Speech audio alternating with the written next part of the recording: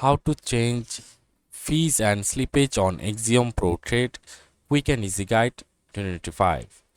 So first of all, speed up your transaction. Like the priority fee is an extra payment made to a validators to increase the likelihood of a faster confirmation, especially in times of high network congestion and high volume tokens. Like prior, enter the amount you are willing to pay to prioritization. The default value is 0.001, as you can see from here. You just have to go to the trading settings, preset 1, buy settings, and then click on continue.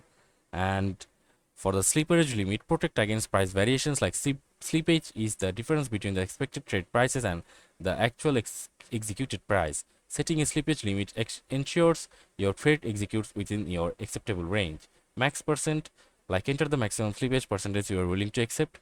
Like settings 1000% means you will accept up to 10x price movement before cancellation. Adjust the value based on the market volatility and your risk tolerance.